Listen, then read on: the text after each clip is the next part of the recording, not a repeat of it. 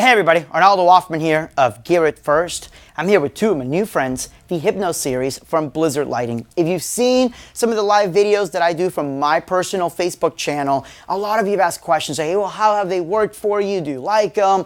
You know, can you tell us about them? So that's what I'm here to do. I want to introduce you to my two friends, and there's two different kinds here. First, we've got the Hypno Beam, and we've got the Hypno Spot. Hypno Spot, who's clearly a little camera shy.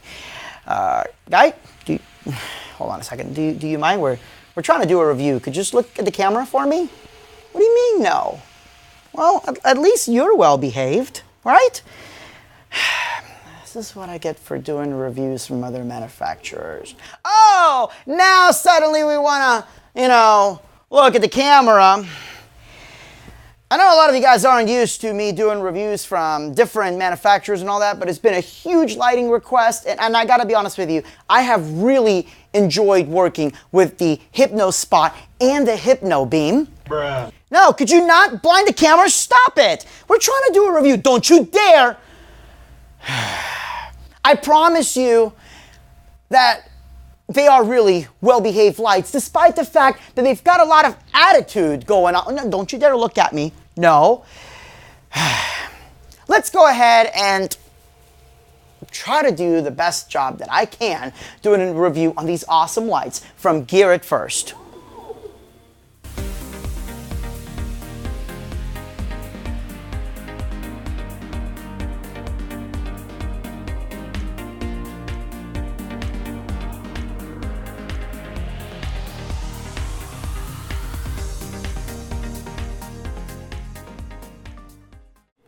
So the very first thing that I was asked when I first did the live stream just showing how I was programming these is, why? Why did I go for a moving head with the rings and stuff in it? It actually came out of a necessity.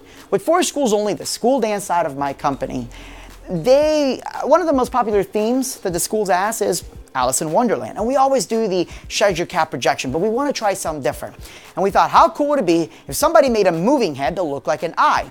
And originally I saw the Hypno Beam, like, that's perfect. I can create, with just like the outer ring and the center LED, I can create an eye effect. And I can go back and forth between the 2 rings. And then I saw what Blizzard did with a whole bunch of these, and it was so cool. So I'm like, you know what? Let's give these a shot. So let's go ahead and, gentlemen, if you wouldn't mind, lights straight ahead. Thank you very much. Let's go and look at the differences between both. One of them obviously has the 3 rings and the other one has the 2 rings on them. But what's really cool is the center part. Now, on the beam, you have an 8-degree, 60-watt RGBW. Now, if you've seen my videos, you know that I always say wattage is not a measurement of brightness. So we're not gonna say 60 watts, how bright is that? Because we don't know. What you actually want to look at, not just with these lights, but with any lights from any lighting manufacturer, are your photometrics, your lux. How bright is this from this far, and from this far? And I can tell you that I've been able to shoot over 100 feet and it's still going to show. It's super bright. Part of the reason is, again, you do have a bright 60-watt LED source. But even though it says 60 watt, the most important part is that it's only 60 watts. So that means that I can put several of these lights together without tripping a circuit, which is great. On this side over here, now this is the Hypno Spot. The Hypno Spot is a 4.7 degree versus the 8 degree, and that is using a 30-watt LED source. So 2 questions come to mind is, if this is only 4.7 and this is 8 degrees, why is this the spot and this is the beam? And the reason is because this does gobos. You've got gobos and you also have the color wheel, whereas this is just single LED RGBW. That's the big difference. The other part of that lights to look at, and the main difference, are pretty much the independently controlled rings. So if you look over here, we've got the RGB LEDs, or rings, excuse me. And what's really cool about these is that on camera, you can't even see the individual, even in person, you can't see the individual LEDs. It just looks like one nice fluid ring. The Hypno Spot has 3 individually controlled rings, whereas the Hypno Beam has 2 of them, is simply because we've got a bigger aperture here due to the ACL type lens. Now, if we look On the rings here, they are individually controlled, but you can also do some really cool macros. And these are just pure eye candy. If you had told me 4 or 5 years ago that I'd be looking at a light with rings in it that was strictly eye candy, that you would look at it and be like, ooh, pretty, I'd be like, you're out of your mind. But as I've grown personally as a lighting designer, as my company has grown with its individual designs, we've done moving heads on the stage, at eye level, and even only a few feet up in the air. And it's really cool that when we shut off the main beam, because maybe we're just using our floods, that I can still utilize the moving heads to create eye candy. Imagine if you had a whole matrix of these behind the DJ without even using that center spot, just using the rings, and you can create some really cool effects. But now you add that beam or that spot effect and just boom, you know, with or without haze, it's just phenomenal. Now, other important thing, and most important thing for me when it comes to moving heads, I'm not worried about personally how quiet they are. Although you can tell they are fairly quiet, but it's how smooth can they be. I want 8/16 bit, meaning that you can choose back and forth between, but in reality, 16-bit. That 1/6 is the most important part. Now what that means is that the light can go pretty fast and right there without losing tracking, which is really important. But if I want to slow it down, I don't want a jittery movement. Now look how smooth that is. I mean, it's ridiculous. Now this is done two ways. You obviously slow your DMX value down, but there's also a pan and tilt speed. Because when you slow down DMX, all you're doing is slow down the steps. So if you tell a light to go, if the step of one light is here, and the step of the other light is here, it goes 1, 2, 1, 2. And if you slow it down, it's like 1, 2, 1, and that's why you get that jerky movement. The way you stop that is by adding more DMX steps. So it's 1, 2, 3, 4, 5, 6. But now to go from here to here, you suddenly have 20 steps to get a nice slow movement. You don't need to do that when you have a light that has that pan and tilt speed.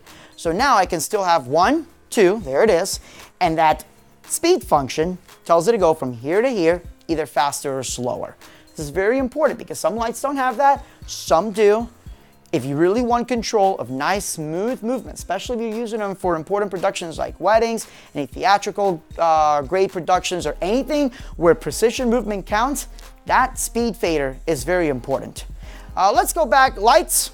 Park on that for me real quick. Thank you very much. The other important thing that we have is feedback sensitivity. Now, feedback means that if I have these up on the stage and some jerk moves it, they go right back to where they belong without losing the position. And go here, and it's like, nope.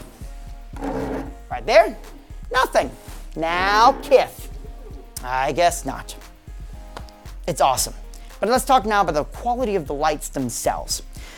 If you look in the back here, I'm gonna move you if you don't mind. Thank you very much. On the back, all PowerCon in and out. Now this is a very affordably priced moving head. And usually affordably priced moving heads means that PowerCon may or may not be a thing, let alone PowerCon linking. Now you've heard me, if you've seen me review different lights or talk about lights in general, I always talk about why does this not have PowerCon linking or IEC linking or any kind of linking of any kind. Blizzard was able to cram it in true Hispanic fashion. They were able to cram all this in one small area. This is not a very big light. You can see here my hands are not that big anyways to begin with, and easily they were able to do obviously DMX in and out, but the PowerCon in and out. In the front, we've got the display, and in the back are the heat sinks. Now the heat sinks for both lights are exactly the same. Now where Blizzard design is a little bit different than other lighting manufacturers is that there is no rear cover. Okay, the whole cover is the heat sink. Different lighting manufacturers have different approaches, and a lot of them will just have the entire light encased, and then you just have the fan and the heatsink towards the back. Blizzard created the entire back of the light to be a giant heatsink.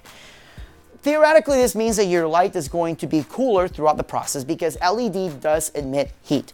It used to be back in the day, oh, LED emits no heat. Well, comparatively speaking, it doesn't. But now that LED is high powered, oh boy, they do emit some heat. Not to mention, there's other magical little components in there. But by having this entire part, the heat is going to disperse a lot faster, and internally, your light should be cooler, which means your light should last a lot longer. Now, let's go ahead and take a look at some videos from a wedding that I did. I used these for a wedding, and the first part I did with haze, the second part was without haze. Let's take a look. 1, 2, 3, got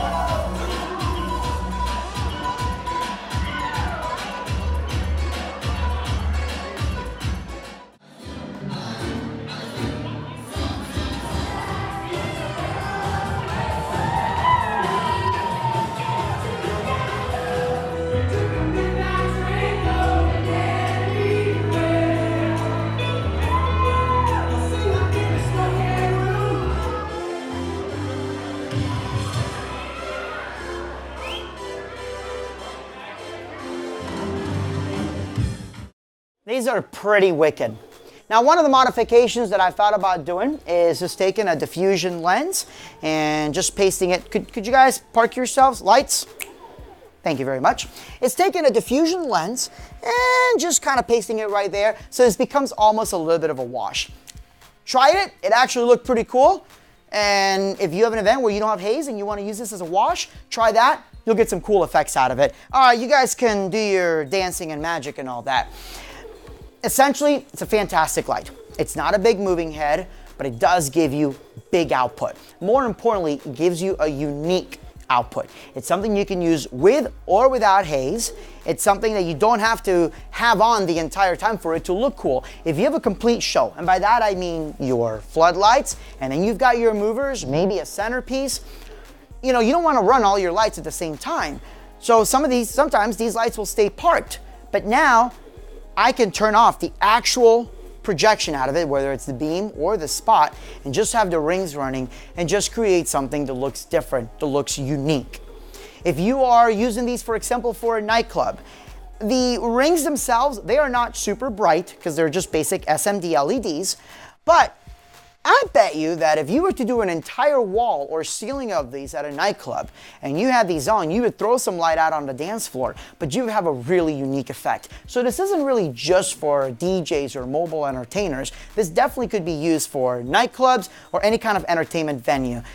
The rings are just really cool. I've enjoyed playing with them. I've enjoyed integrating them with other technologies such as RKS LED mapper and just doing some cool and unique things with these guys. But most importantly, they are affordably priced.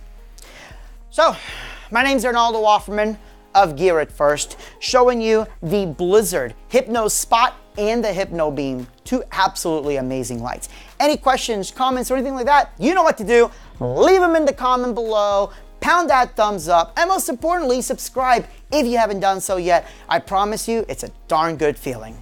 Thank you so much for watching. Have a great evening, and God bless. Every single hour, a light is ignored and sitting gigless. Dealers work hard to get them to good homes, but for some, it's too late. New technologies came. For just a few $100s, you too can adopt one of these Hypnos and feel them light up your heart and your gigs. These Hypnos want to be happy Hypnos. Will you be their angel? Will you be the one to love them and give them the DMX control they desire? These lights are full of lumens and are ready to work. All they crave is DMX channels to help them move, help them spin, help them love.